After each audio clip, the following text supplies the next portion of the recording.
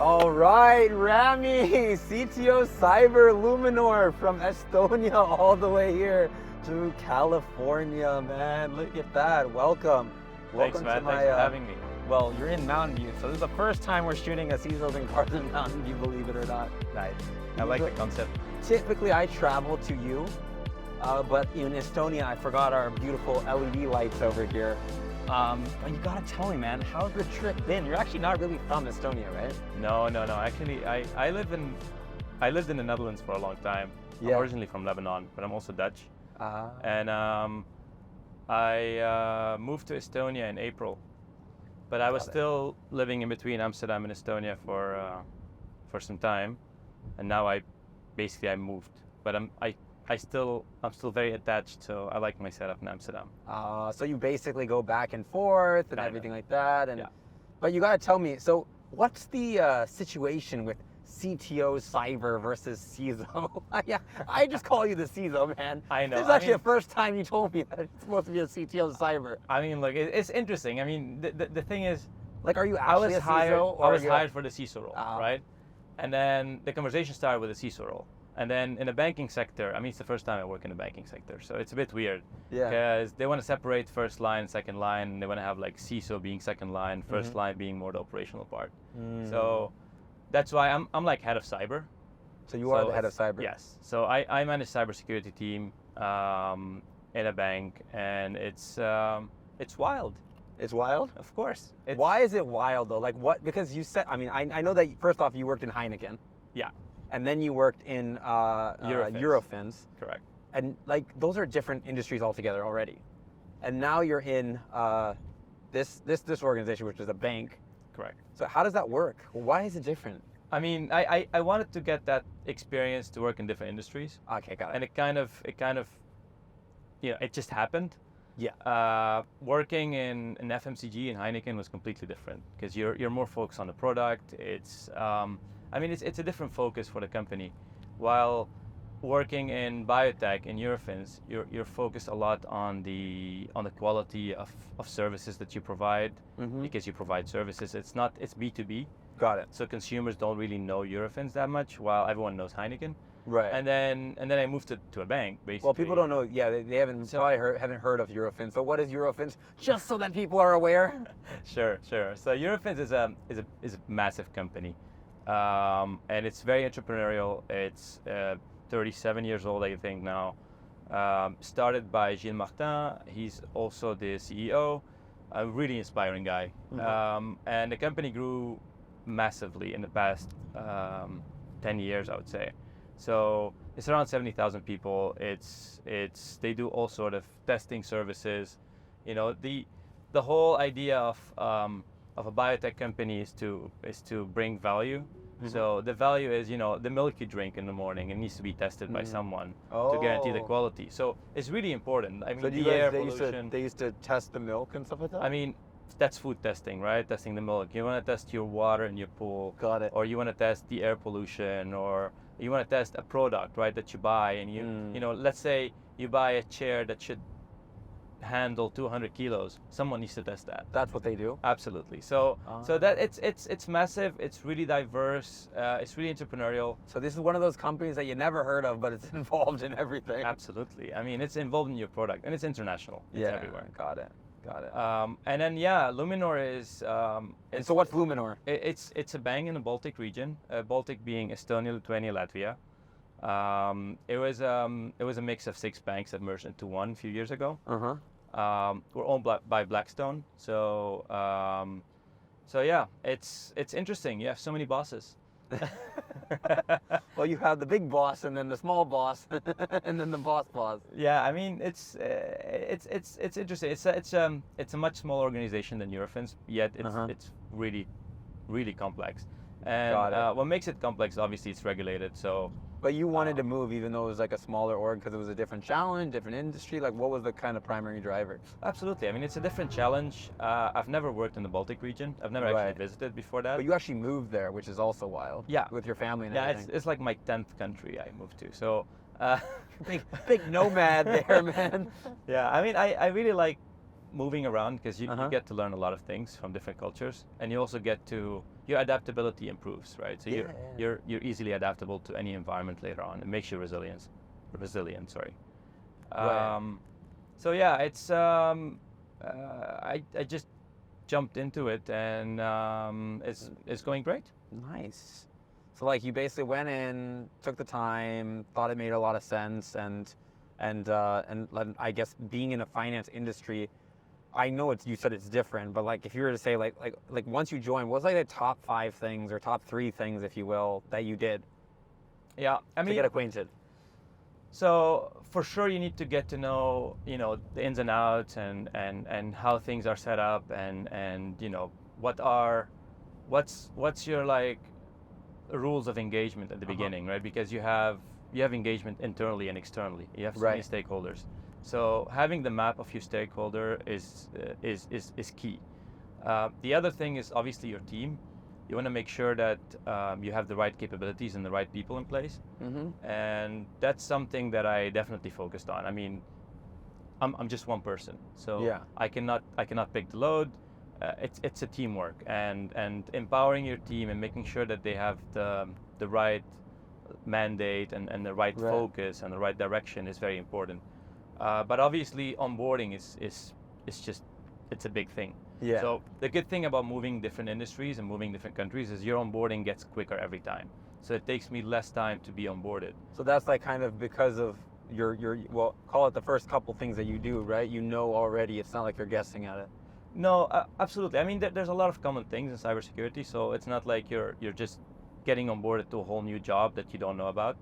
You know the job. You just need to know how the setup is. So, Got it. So like, what was your strategy around getting the lay of the land, so to speak? Sure. So stakeholder management is first of all like getting to know your stakeholders, getting to know, how many meetings you're gonna have, what are the important meetings what are meetings that you have to attend because there's no other choice, like with regulators, for example. And then getting to know the team, making sure that you understand like who's who does what, and who doesn't do what. Like understanding the gaps in your team, where you see like a capability that doesn't exist. And then the third thing is, what tools do we have? Like, and are we consuming these tools? Are we consuming the budget properly?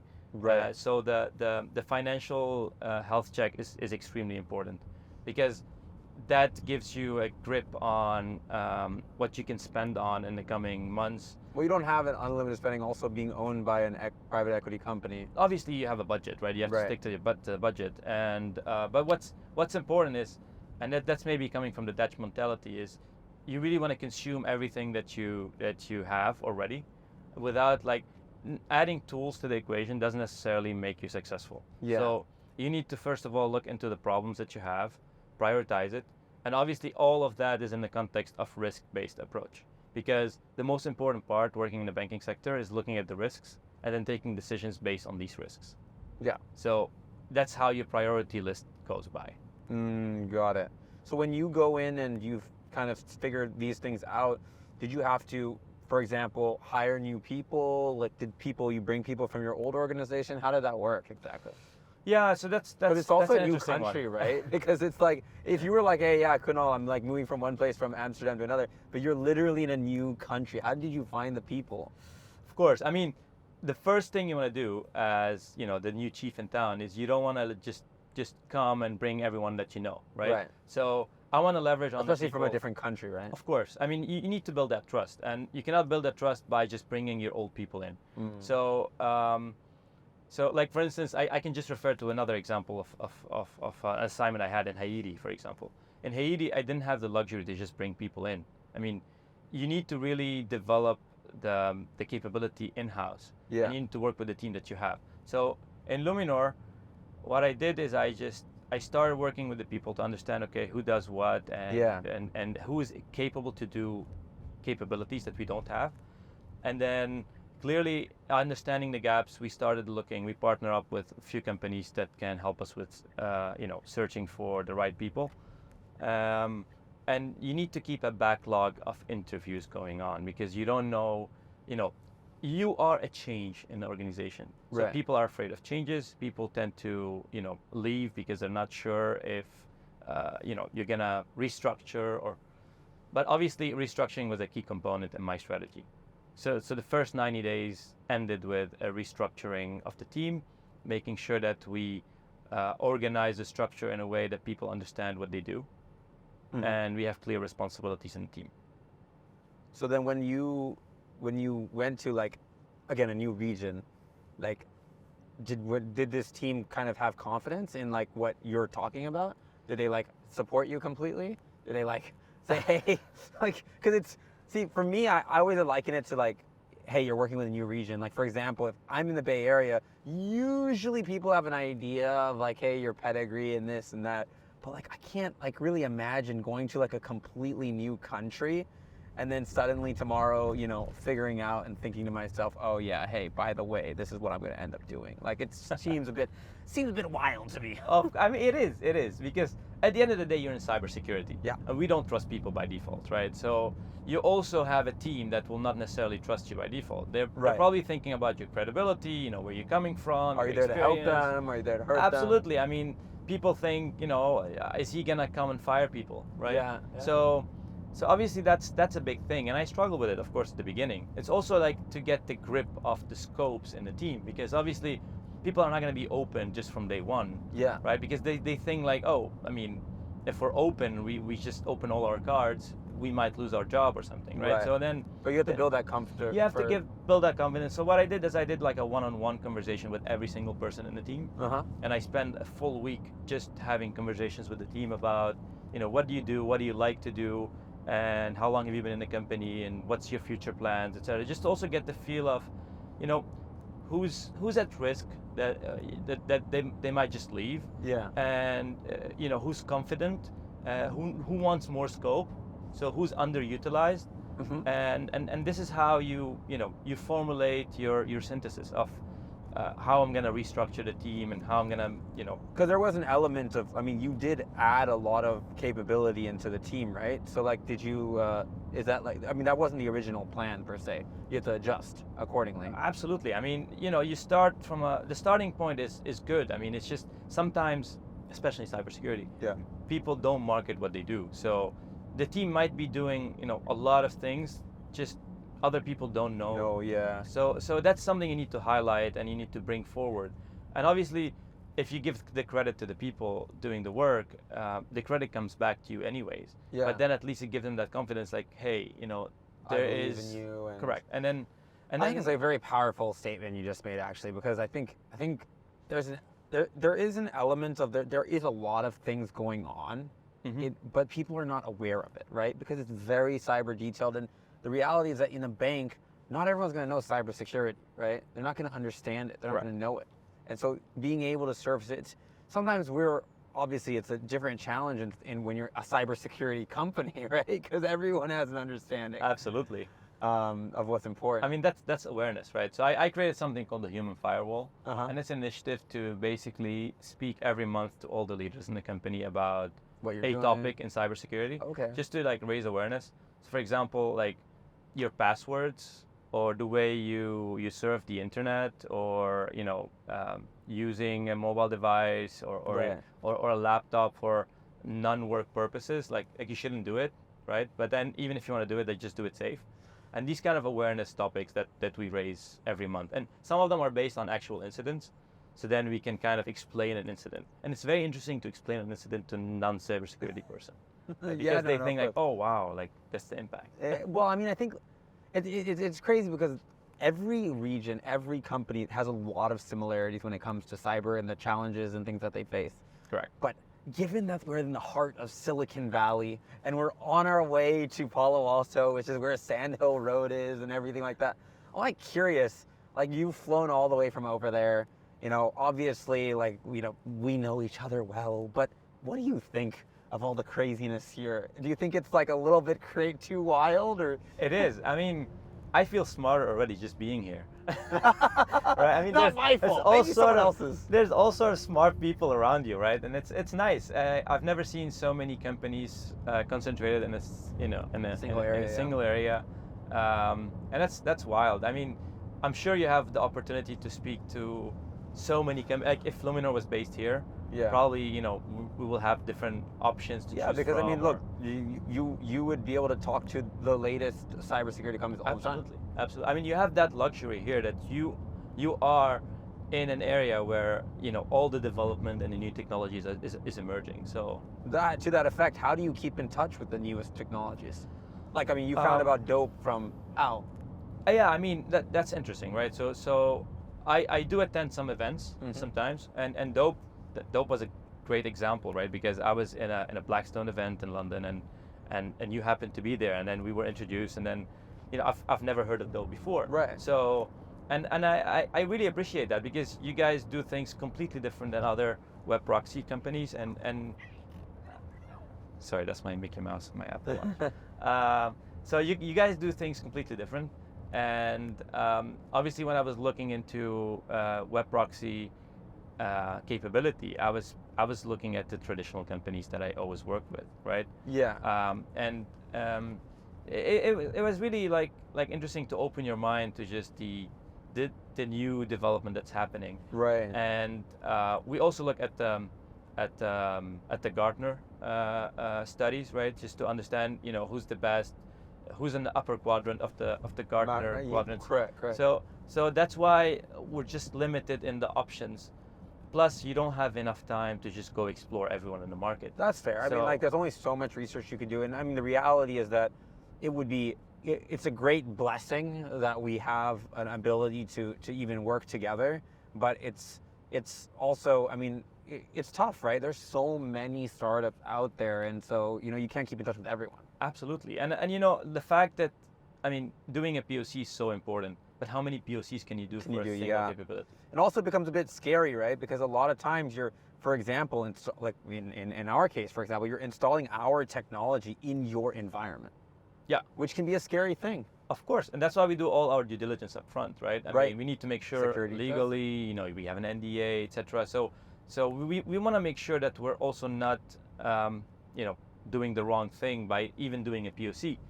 So I mean, a lot of times I'm asked to do a POC on certain things, but I just don't, because when you look at the technology, especially with AI, for example, right, we have to be very careful in using AI, especially in a bank, because you don't want to just leak information unintentionally. Yeah. And it's not about you doing it, it's about the people that misuse AI potentially because they're not aware.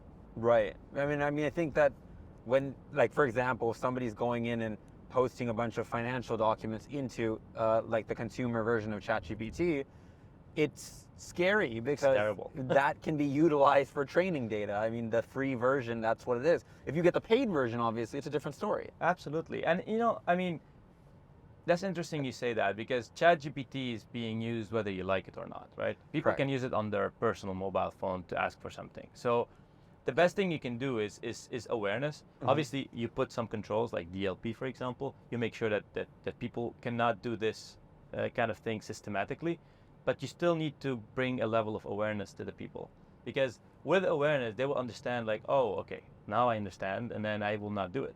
Yeah. Rather than, I'm gonna just find a different way to access the system because you're blocking me here. Got it. Yeah, I mean, no, there is definitely like this sort of like, you want to be at the cutting edge of things, mm-hmm. especially it's there. And I think, I mean, how do you do that? Or how would you say, like, what would you say is like kind of your, when you say cutting edge, do you like it? Do you think that it's more important to be more institutional, because it's a bank, right? I mean, it's been around for 20 years. True. I mean, I'm used to technology -1 always. Okay. So you don't want to be. So Windows 10, not Windows 11. I mean, you don't want to be the front runner, but you also don't want to lag behind. So you have to find that balance in between. And in certain things, you could take a chance, but you cannot take too many risks in the banking sector. So you have to be a bit conservative with your. I mean, I think banks are probably the most conservative out of most organizations. Then what would you say is like one of the biggest challenges? Like, well, I mean, what's the biggest challenge you have now? I mean, we have a big challenge. We're in Estonia, right? Where is that geographically? It's we are at a disadvantage geographically. So there's a lot of threats in the neighbors there. Absolutely, and I don't mean anything negative or anything. I mean, I respect all the nations. I just think that we could be a target. Yeah. Just because of the proximity. And you're critical, right? Because of the sector, obviously we're critical. So, a lot of things keep you up at night. No, it's fair. I mean, like, I think I think that there is a little bit of a fear of the unknown, let's call it, right? Yeah.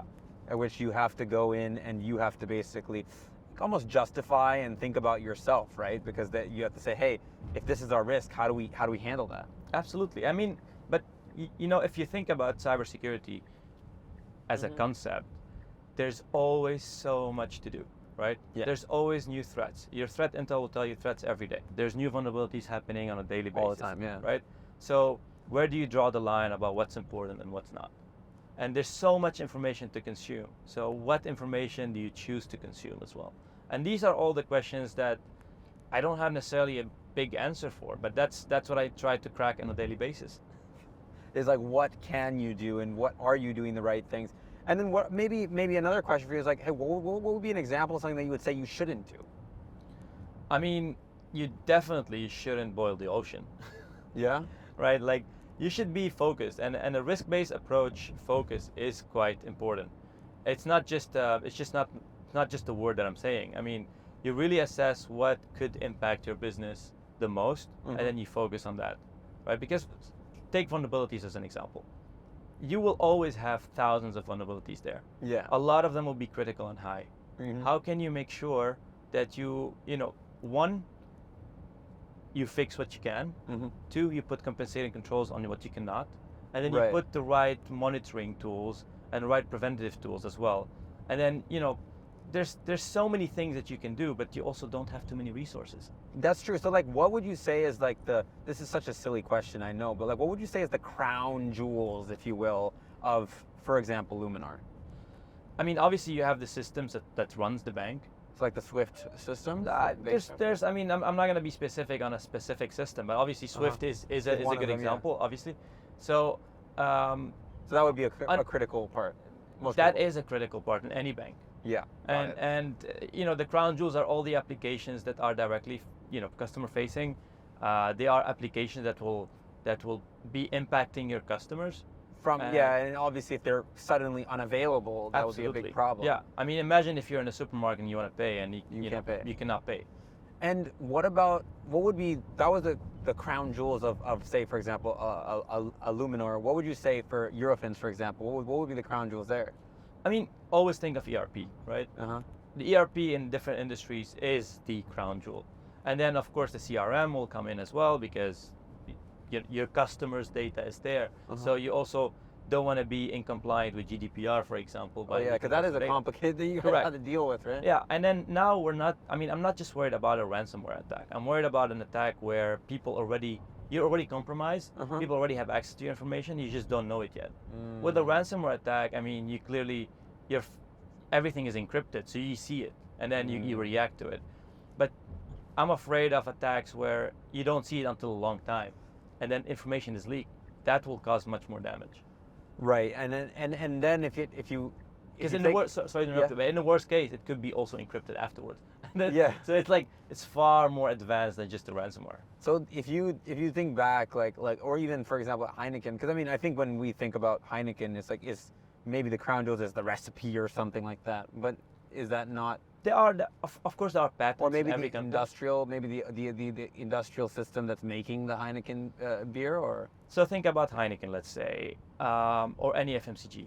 If you cannot sell, or if you cannot produce, that's a problem, right? So if there is any problem that will prevent your logistics of selling or producing, that's a problem. Got it. So this is where you start thinking of the crown jewels. You think of applications, right? And then you think from the applications, the assets or the servers, right? That contributes or that host these applications. So, and these are your crown jewels. So you think of crown jewels in two different dimensions. You think about it from an application point of view, and then you think about it from an infrastructure point of view.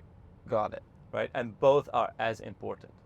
Because you cannot run your application without the infrastructure, and you cannot just have infrastructure application that doesn't work. Chilling. Yeah. So I have to go to the rapid fire round. Fire round. What would you say is like your least favorite or pet peeve, let's call it, of cybersecurity today? What was the most annoying thing? So look, I'm a very slow reader, but I like to read things thoroughly. So it takes me forever to read a lot of things, and that's why I spend a lot of time. So my least favorite thing is just reading everything about it, and I have the FOMO.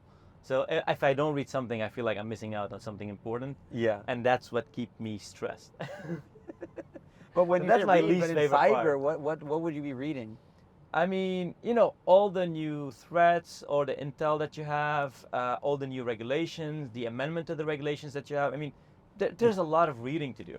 So it's You're always basically learning. There's a little bit too many regulations and new things coming up. Especially in the banking sector. Yeah. And you have to know it well. Okay, got it.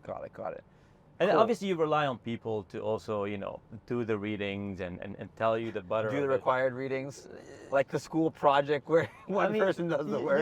You need. It's a teamwork. You cannot do it by yourself. Fair. No, that's true. So then, what about in terms of a cyber technology? What's your least favorite cyber technology? I guess the traditional technologies you cannot get out of. Got it. Right. I'm not gonna name names. I don't want to make. You don't want to disparage anyone? Oh no. But yeah, I mean, sometimes you just have limited options with certain capabilities. Yeah, and that's it. Fair. And do you think modernization of those technologies is that something that you like to do when you go to a new company? Like for example at Luminor? Certainly, but I like to think about stability first. So you stabilize before you start. You're very old school for being so young, you know that, right? I mean, but it's just logical. I mean, I cannot just disrupt continuously. That's true. You need to build a stable environment, But I think especially in the banking sector. I think banking, generally speaking, it needs to be like that, right? It has to be stable. Because what's there needs to stay there for the next, call it 10 years. Correct. I mean, your top line is just making sure the operation runs smoothly and you have no incidents. Got it. By the way, this is University Avenue in Palo Alto. So we're passing by a few of the Silicon Valley greats over here. I think Excel's right here. Wow. Okay. I feel the brainwaves are. The brainwaves are already changing. If we go to this Joe and the Juice over here, there's always a VC's meeting happening there. See, we have it in Amsterdam. They just don't have VC meetings there. Oh my gosh, it's too funny. It's interesting because I'm born and raised here, right? So we used to come here all the time. And so that perception of the technology and everything like that was just all around us. And then you start to realize as you get older that, oh, this is actually like a hub for technology, right? Absolutely. I mean, I'm spending my whole day this is here the now, first right? Apple store, I think, right here. Or maybe, I don't know, one of the first ones is this one right here on the right. Oh, wow. See the glass walls? Like when the iPhone came out, it was insane, like the line that went out the door from the store. I bet. I'll never forget on the news. But what's around the store, though? I mean, it's just clothing stores. Just clothing, restaurants, and everything like that. I mean, these much like anything else, these areas, they're just places, right? Yeah. I mean, but what do you do if you stand in line for a day? I mean, it was overnight every single time. The first iPhone was. Can you reserve a spot? Yeah, no. I mean, seriously, there was people there who would stay there all night long. But that's the interesting thing about dedication. Technology. It can bring so many people together. I mean, even you and me have met because of cybersecurity. Absolutely. I mean, it's a great evolving thing, I would say, and it's gonna be evolving more and more because you're always gonna have bad threat actors and good people trying to protect. So and I always use this thing that I explain to people. The importance of cybersecurity, especially in the banking sector. Yeah. You don't have any more thieves that just, pull out a gun and ask you for your money and you go to your safe and get the money. I mean, now people, bad actors can just wear a hoodie and do it from the basement. Wearing a hoodie is just like a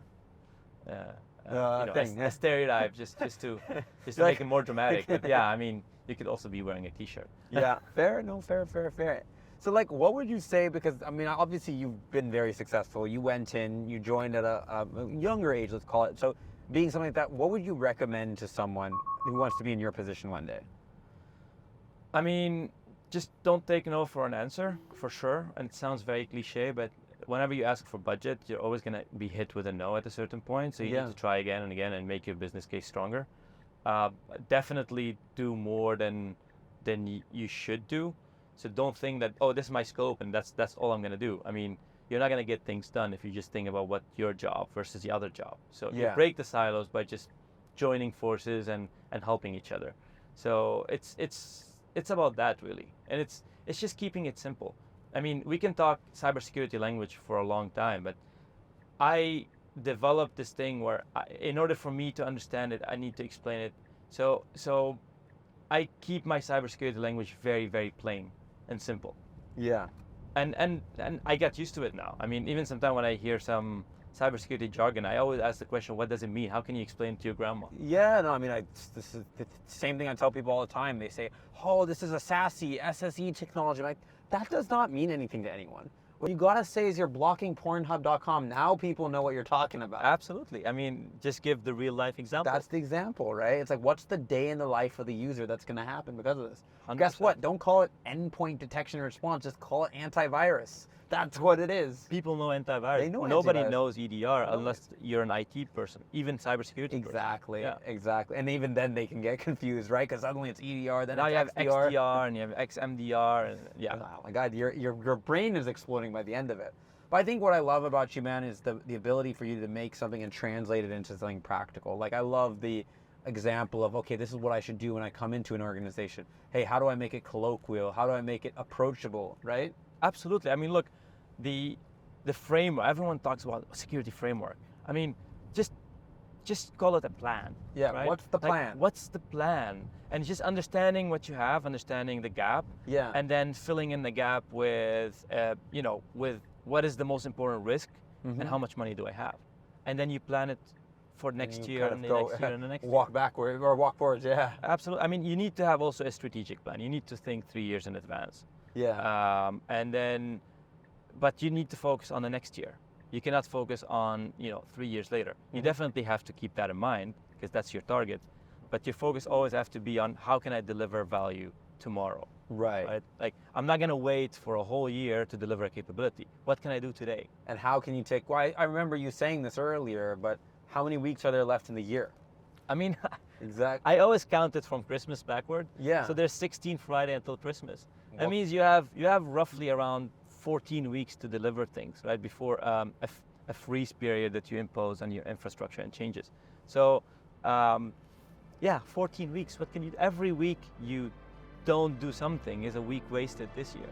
So I don't mean to love rush that, things, man. but I like love, no, I love these it, are man. the perspectives. There's 14 weeks left. What are we gonna do? every week there needs to be a new thing coming up, right? Exactly. And then you enjoy your holiday. Well, listen, man, thank you so much. That was beautiful. I love it. I love the energy and how much you went in. Thank you so much for coming here, by the way. Absolutely. And man. Thanks thank for you so much for inviting. doing this, dude. And catch you super soon. Absolutely. Cheers.